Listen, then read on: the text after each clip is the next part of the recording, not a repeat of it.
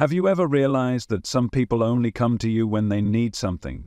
They might disguise it as friendship or call it a favor, but deep down, it feels like they're taking pieces of your peace, your time, and even your soul. Right now, there's a hidden truth about boundaries that no one teaches you until it's too late. Some requests are more than just asks. They're traps that leave you drained, resentful, and wondering why you said yes.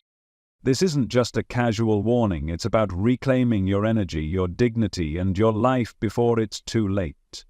You see, the wisdom you've gained over the years makes you a magnet for certain types of people.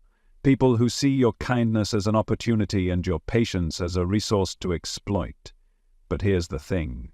You don't have to play their game anymore. Once you understand the 5 specific things they ask for, and how to say no to them, you'll finally be free to live with the peace and clarity you deserve. You have a choice. You can keep letting them chip away at you, or you can learn the power of protecting yourself, starting today. Let's dive in, because this might just change the way you see every relationship in your life. Picture this. Someone you know asks you for a small favor. It seems innocent enough, so you agree, but then a week later they're back again, and this time the ask is bigger.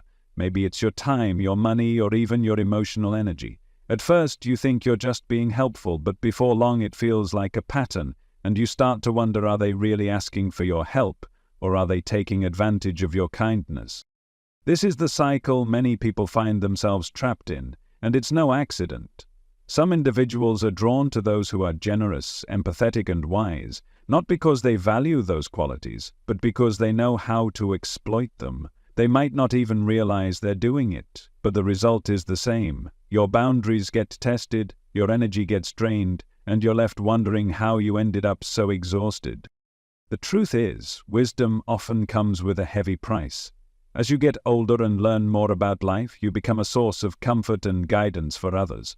And while that's a beautiful thing, it can also make you a target. People see your calm presence, your understanding, and your willingness to give, and they assume you have an endless supply. But let me tell you, even the strongest tree falls if too many branches are stripped away. So, what can you do? It starts with recognizing the kinds of requests that chip away at your peace and learning how to say no with confidence. Let's start with the most valuable thing anyone can ask for: your time and energy. Think about your day for a moment. How much of it is truly yours? How many hours do you spend doing things that nourish your soul, bring you joy, or help you grow? And how much of your time is given away, sometimes willingly, sometimes not? It might be a coworker who constantly asks for your help, a friend who needs endless emotional support, or even family members who assume you'll drop everything for them. Now, don't get me wrong, helping others is one of life's greatest joys. But there's a difference between being kind and being used. When someone asks for your time, they're not just asking for an hour or a day, they're asking for a piece of your life that you'll never get back. And when you give too much of that time to people who don't value it, you're the one who pays the price. Here's the thing. Your time and energy are finite. They're precious resources, just like money or health.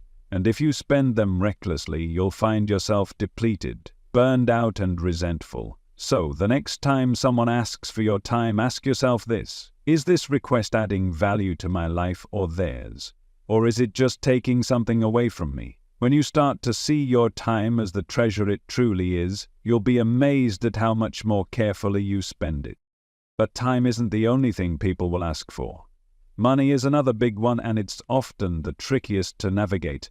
How many times have you been asked to lend someone money, only to regret it later? Maybe they promised to pay you back and didn't. Maybe they made you feel guilty for saying no, or maybe you said yes because you thought it was the right thing to do, even though it put you in a tough spot. Money has a way of complicating relationships, and the problem isn't just the money itself, it's what it represents. When someone asks you for financial help, they're not just asking for a loan, they're asking you to trust them, to prioritize their needs over your own, and sometimes even to fix problems that aren't yours to solve. And when that trust is broken, it hurts in more ways than one. So, here's a rule to live by. Never lend money you can't afford to lose. And if someone tries to guilt you into giving more than you're comfortable with, remember this: True friends and loved ones will respect your boundaries. They won't make you feel bad for protecting yourself. Saying no to a financial request doesn't make you selfish, it makes you responsible. But what about the emotional demands people place on you? The ones that leave you feeling drained, frustrated, or overwhelmed. These are often the hardest to spot because they're disguised as something noble, being a good listener or supportive friend or a caring family member. And while there's nothing wrong with offering emotional support, it becomes a problem when it's one-sided. You know the type, the person who only calls when they're in crisis, the friend who constantly brings you into their drama but never asks how you're doing, the family member who expects you to mediate every argument, fix every problem, and take on burdens that aren't yours to carry. These emotional demands can be just as exhausting as physical or financial ones, and they're often harder to walk away from. Here's a powerful truth. You are not responsible for fixing other people's lives. You can offer love, support, and guidance, but at the end of the day, everyone has to take responsibility for their own journey. When someone asks you to be their emotional crutch, it's okay to say no. In fact, it's necessary. Because if you keep giving and giving without replenishing yourself, you'll have nothing left to give. This brings us to another form of request that's just as dangerous: manipulation. It's not always obvious when someone is being manipulative. They might frame their request as a favor, play the victim, or use guilt to get what they want. They might say things like, "If you really cared about me, you'd do this," or "I don't know what I'll do if you say no." These tactics are designed to make you feel obligated, even when you know deep down that saying yes isn't right for you. The best way to handle manipulation is to recognize it for what it is and stand firm in your boundaries. Remember, you are not responsible for someone else's feelings, especially if they're using those feelings to control you. It's okay to be kind, but don't confuse kindness with compliance. Saying no to manipulation doesn't make you cruel, it makes you free. Let's take a moment to reflect on why saying no feels so difficult. You've likely been taught from a young age that being agreeable, helpful, and accommodating is the key to good relationships. Maybe you've even been conditioned to believe that your worth is tied to how much you can give to others. But here's the truth they don't often tell you. Every time you say yes to something that drains you, you're saying no to something that could nourish you. You see, the people who truly care about you, the ones who value your time, your energy, and your boundaries, will never expect you to sacrifice yourself for their benefit.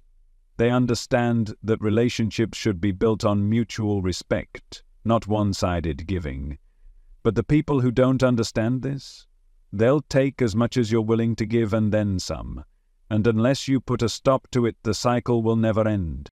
Now let's talk about another form of manipulation that's often disguised as flattery: the reopening of old relationships. Have you ever had someone from your past resurface out of nowhere?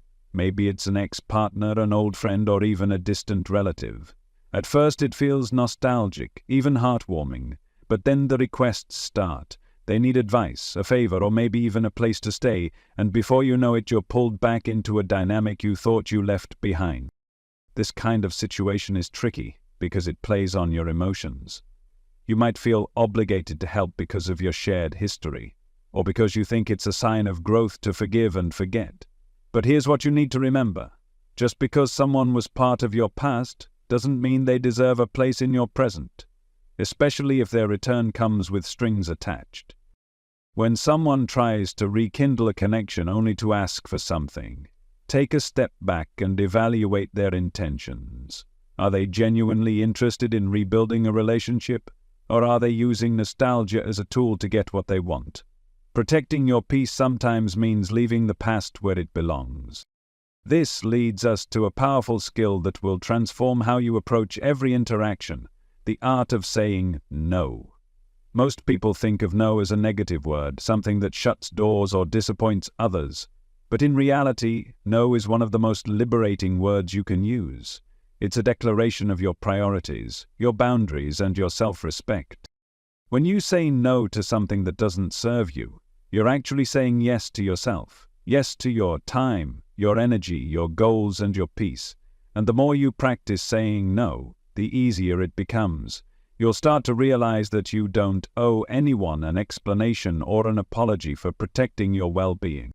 Here's a simple technique to make saying no less daunting. Start small. Practice declining minor requests, like an invitation to an event you don't want to attend or a favor that feels unnecessary.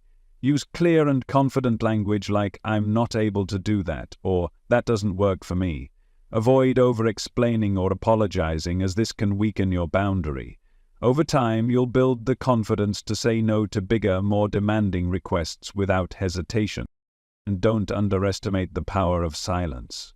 Sometimes the most effective way to enforce a boundary is to simply not engage. If someone continues to push or manipulate after you've said no, let your silence speak for itself. Remember, you're not obligated to justify your choices to anyone. But here's the catch. The more you start saying no, the more resistance you'll face. Some people won't take it well. They might accuse you of being selfish, cold, or ungrateful. And that's because they've grown accustomed to the old version of you, the one who always said yes. But don't let their reactions deter you. The discomfort of standing your ground is temporary, but the peace and freedom it brings are lasting.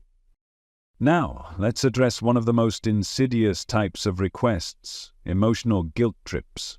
Have you ever had someone say something like, "I don't know what I'd do without you," or "if you really cared, you'd help me"?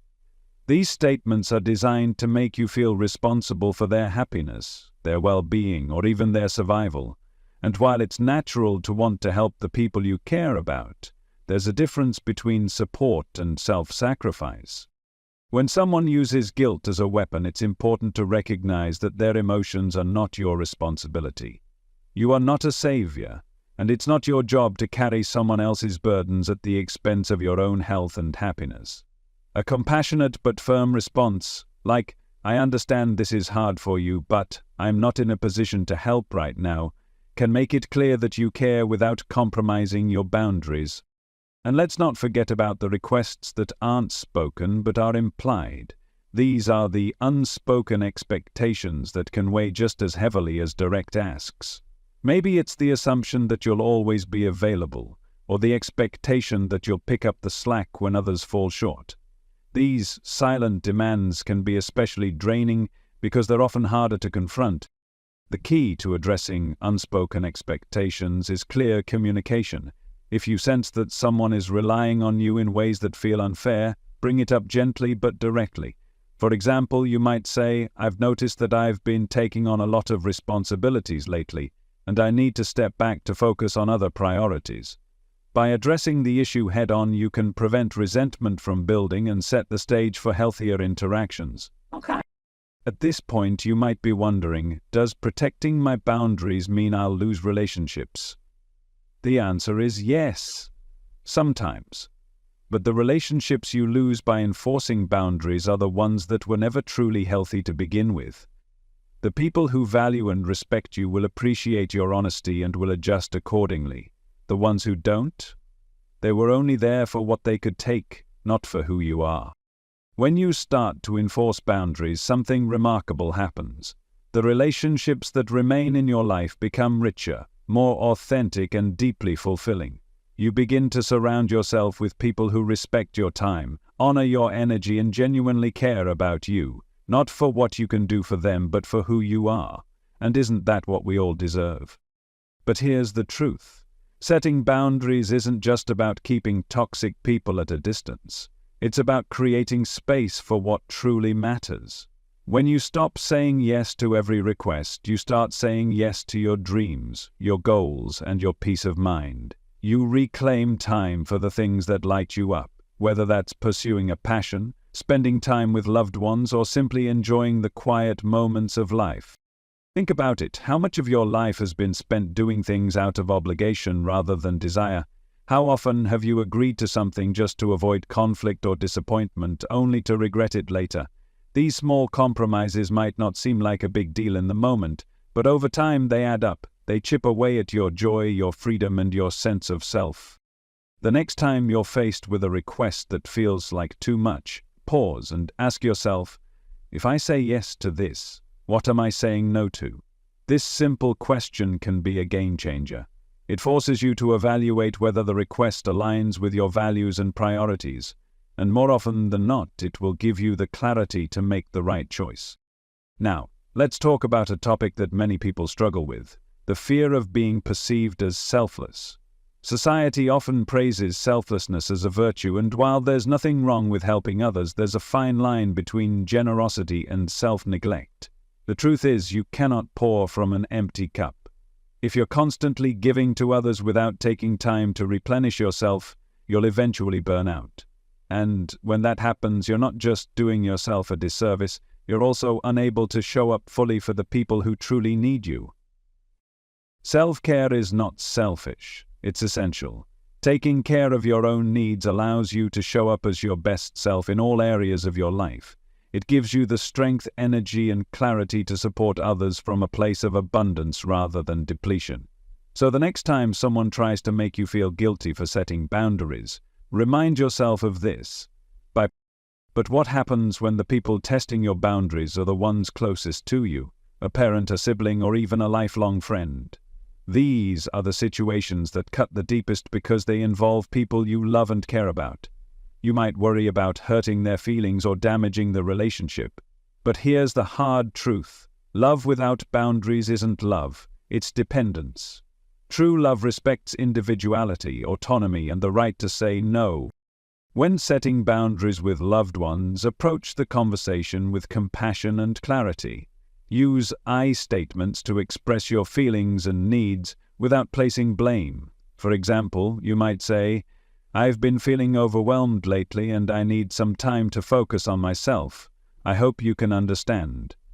By framing the boundary as something you're doing for your own well-being rather than as a rejection of the other person, you can reduce the chances of conflict and encourage understanding.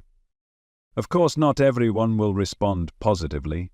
Some people may react with anger, guilt tripping, or attempts to push back, and that's okay. Their reaction says more about them than it does about you. Stand firm in your boundaries even if it feels uncomfortable. Over time, the people who truly care about you will adjust, and those who don't were likely taking more than they were giving. Now, let's address one of the most powerful and transformative aspects of boundary setting: the power of detachment. Detachment doesn't mean you stop caring about others. It means you stop attaching your sense of worth or happiness to their actions, feelings, or approval. It's about recognizing that you cannot control how others behave or respond. The only thing you can control is your own choices and reactions. When you embrace detachment, you free yourself from the emotional roller coaster of trying to meet everyone's expectations. You stop seeking validation from others and start finding it within yourself. And in doing so, you discover a profound sense of peace and empowerment. Detachment is not about giving up on people. It's about showing up for them in a way that honors your boundaries and theirs. One of the most practical ways to practice detachment is through mindfulness. The next time you feel overwhelmed by someone's demands or emotions, take a moment to pause and breathe. Ground yourself in the present moment and remind yourself that their feelings are not your responsibility. By creating this space between you and their emotions, you can respond with clarity and compassion rather than reacting out of guilt or obligation. And here's the beauty of it. When you start living with clear boundaries and healthy detachment, you become a beacon of strength and wisdom for others. People will begin to respect you not because of what you can do for them, but because of the example you set. You'll inspire others to honor their own boundaries, to prioritize their well-being, and to live with integrity. Imagine a life where your time is your own, where you wake up each day feeling energized, fulfilled, and at peace, where your relationships are built on mutual respect and understanding, rather than obligation or manipulation. This isn't just a dream, it's a reality that's within your reach. It starts with the courage to say no, to protect your time, your energy, and your heart, to choose yourself, even when it's hard. And here's the truth: the people who truly matter will celebrate this version of you. They'll respect your boundaries, honor your growth, and love you for who you are, not for what you can give. The rest, they'll fade away, and that's okay, Because every no you say to something that doesn't serve you is a yes to the life you deserve. Think about the freedom you've longed for, the kind where you can live your life without feeling like someone else is pulling the strings. That freedom doesn't come from cutting everyone out or living in isolation. It comes from balance. It comes from knowing when to give and when to hold back, when to open your heart and when to protect it. There's something profound that happens when you stop living for everyone else's expectations. You start rediscovering yourself, your likes, your passions, your dreams. You realize how much of your life has been shaped by obligations and how much of it can be reclaimed. And it's not just about saying no to people. It's about saying yes to the things that bring you joy and peace. Imagine this. Your phone rings, and you see a familiar name. Normally you'd feel that pang of anxiety, the one that says, "What do they need now?" But this time you don't feel it. Instead you feel calm, even excited, because you know that this interaction, like every part of your life now, is a choice. You answer the call, not out of obligation, but because you want. That's the power of boundaries. They don't just protect you, they transform how you experience every relationship. They shift the dynamic from, "What can I do for you?" to, "How can we connect in a way that honors us both?"